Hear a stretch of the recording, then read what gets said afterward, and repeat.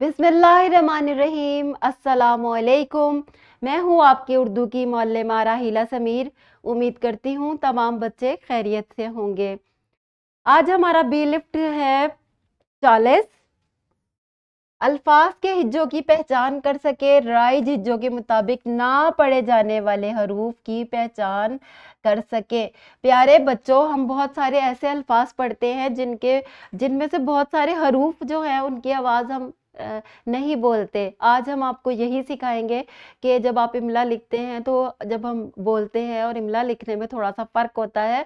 अगर आपने वो अल्फाज नहीं पढ़े होंगे तो आप वो सही लिख भी नहीं सकते। तो आज हमारा मौजू भी यही है।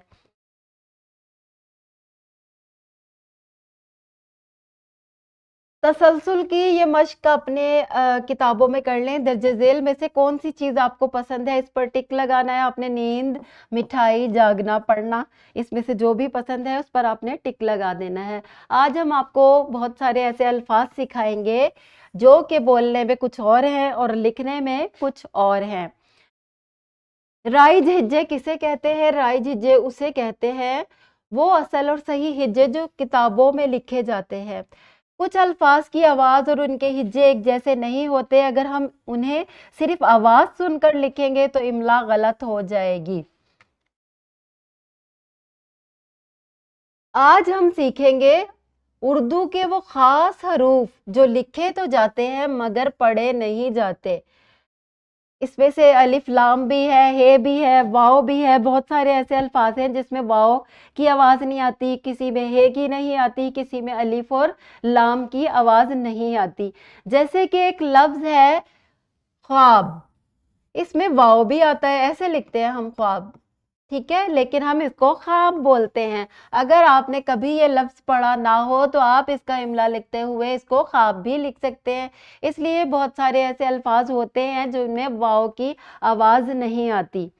इसी तरह कुछ मिसालें देखते हैं। जैसे अब्दुस्सलाम है, अब्दुस्सलाम में हम अब्दुस्सलाम को ऐसे बोलते हैं। अगर आपको ज़बानी लिखवाया जाए तो आप बहुत ज़्यादा परेशान होंगे कि इस लफ्ज़ को कैसे लिखें। इसमें अलिफ और लाम की आवाज़ जो है बोलने में नहीं आती, मादूम हो जाती है, साइलेंट हो जाती है, बिल्कुल भी अलिफ और लाम की आवाज़ नहीं आ रही। लेकिन लिखने में अलिफ और लाम शामिल है, बोलने में अब्दुस्सलाम इस तरह लिखा जाता है।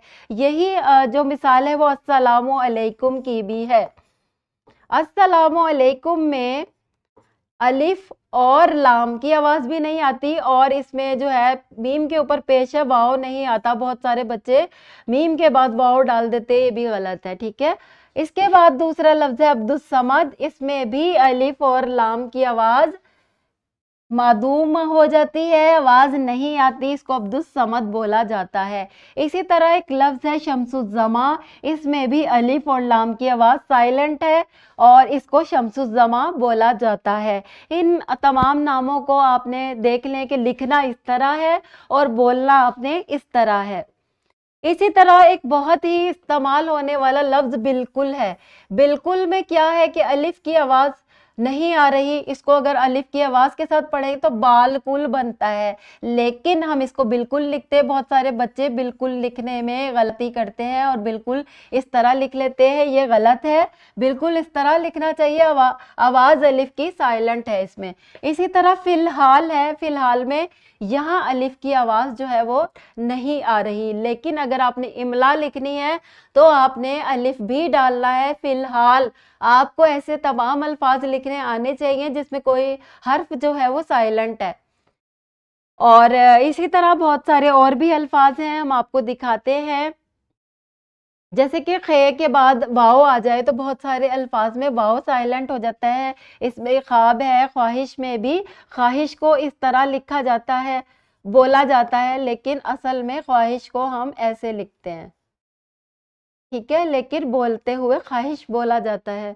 इसी तरह बहुत सारे और अल्फाज हैं जिसमें जैसे कि कमरा है। कमरा में आखिर में गोल है आती है जिसकी आवाज़ नहीं हम बोलते, अलिफ की आवाज़ ही बोली जाती है। इसी तरह बिल्कुल में अलिफ की आवाज़ नहीं आती, गायब हो जाती है। ये तमाम मिसालें मैं आपको समझा चुकी हूँ। ख्वाजा में हम इसको ख्वाजा बोलते हैं, ठीक है।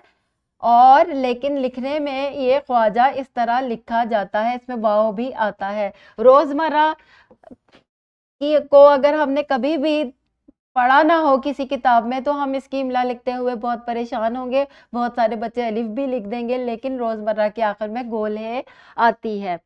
اور بالآخر میں کون سا لفظ جو ہے وہ سائلنٹ ہے، یہاں پر جو الف ہے وہ اس میں غائب ہے اس کی آواز۔ بالآخر بے کو لام کے ساتھ ملا دیا گیا ہے اور الف کی آواز جو ہے اس میں ختم ہو گئی، ٹھیک ہے۔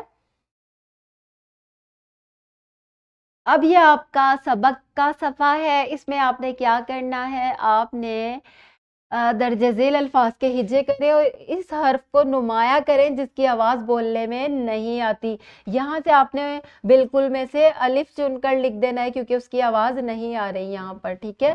اسی طرح تمام الفاظ آپ نے پڑھنے ہیں اور جس الفاظ کی آواز نہیں آ رہی وہ یہاں حرف لکھ دینا ہے، یہاں الفاظ کو معنی سے ملانا ہے آپ نے۔ تمام سبق کو اچھی طرح پڑھ کر آپ نے ان سوالات کے جواب لکھنے ہیں، یہ گھر کا کام ہے، یہ گھر جا کر آپ نے سوالات کے جواب لکھنے ہیں۔ امید کرتی ہوں آج کا سبق سب بچوں کو اچھا بھی لگا ہوگا، مزہ بھی آیا ہوگا، ایسا سبق آپ نے پہلے کبھی نہیں پڑھا ہوگا۔ ملتے ہیں اگلے لیکچر میں، تب تک کے لیے اللہ حافظ۔